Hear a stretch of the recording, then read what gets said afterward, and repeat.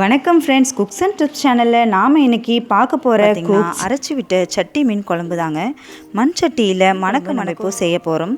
முதல்ல சின்ன வெங்காயம், பூண்டு, தேங்காய், சீரகம் இந்த 4 பொருளையும் நாம் மிக்சி ஜாரில் போட்டு ஒரு பேஸ்ட்டாக ரெடி பண்ண போகிறோங்க. இதுதான் இந்த மீன் குழம்புக்கு நல்ல டேஸ்ட்டையும் மணத்தையும் கொடுக்க போகுதுங்க. ஒரு மிக்சி ஜாரில் வெங்காயம் ஆட் பண்ணிக்கோங்க. வெங்காயம் ஆட் பண்ணதும் நம்ம எடுத்து வச்சுருக்கிற தேங்காய் ஆட் பண்ணிக்கோங்க. பூண்டு ஆட் பண்ணிக்கோங்க. சீரகமும் ஆட் பண்ணி கொஞ்சம் தண்ணி விட்டு நம்ம இப்போது பேஸ்ட் ரெடி பண்ணியிருக்கோங்க.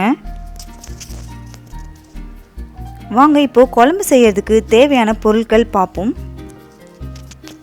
வெங்காயம் கட் பண்ணி வச்சுக்கோங்க. தக்காளி எடுத்துக்கோங்க.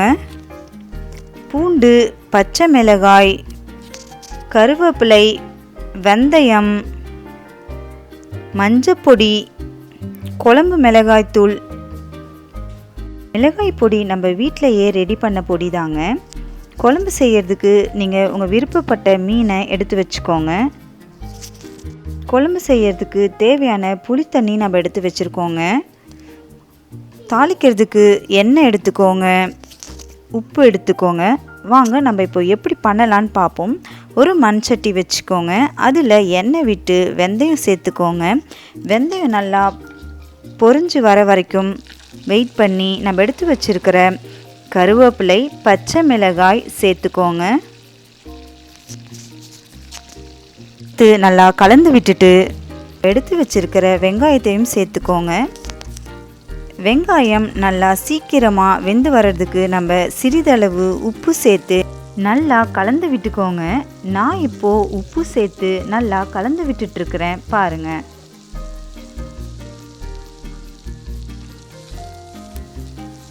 மீன் குழம்புக்கு நம்ம எப்பயுமே வெங்காயத்தை நல்லா ப்ரௌன் கலரில் வதக்கி எடுக்கணுங்க. அப்போ தான் மீன் குழம்பு நல்லா டேஸ்ட்டாக இருக்குங்க. எடுத்து வச்சுருக்க பூண்டை நம்ம இப்போது சேர்த்துக்கிட்டோங்க.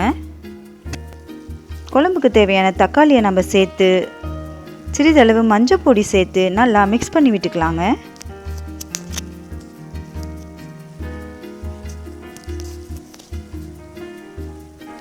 நாம் அரைச்சி எடுத்து வச்சிருக்கிற தேங்காய், சின்ன வெங்காயம், பூண்டு, சீரகம் அந்த பேஸ்ட்டையும் சேர்த்து நல்லா கலந்து விட்டுக்கோங்க.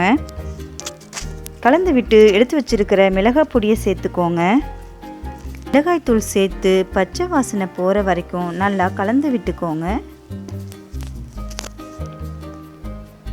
எண்ணெய் பிரிஞ்சு வர டைமில் நம்ம புளித்தண்ணி எடுத்ததும் சேர்த்துக்கோங்க.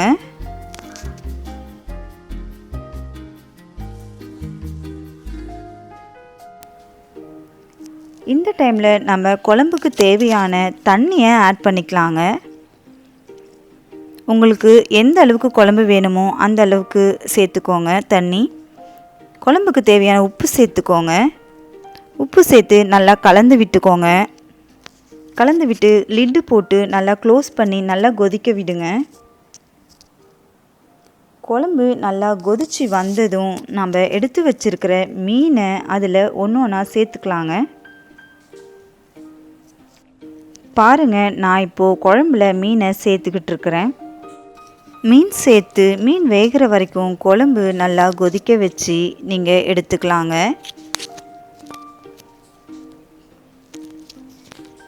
மீன் நல்லா குழம்போட சேர்ந்து கொதிச்சு வரும்போதே மீன் குழம்பு வாசம் நல்லா வருங்க. பாருங்கள், இப்போது குழம்பு ரெடி ஆயிருச்சு. நீங்களும் இதை ட்ரை பண்ணுங்கள். இந்த வீடியோ உங்களுக்கு பிடிச்சிருந்தா லைக் பண்ணுங்கள், ஷேர் பண்ணுங்கள், கமெண்ட் பண்ணுங்கள், சப்ஸ்கிரைப் பண்ணுங்கள். மறக்காமல் பெல் ஐக்கானையும் கிளிக் பண்ணுங்கள். அப்போ தான் நான் போடுற வீடியோஸ் உங்களுக்கு நோட்டிஃபிகேஷனில் வரும். மணக்க அரைச்சி விட்ட சட்டி மீன் குழம்பு இப்போது ரெடி ஆயிடுச்சுங்க. இறக்கிறதுக்கு முன்னாடி கொஞ்சம் செக்கு நல்லெண்ணெயை மேலே விட்டு இறக்கிக்கோங்க. சட்டி மீன் குழம்பு தயார்.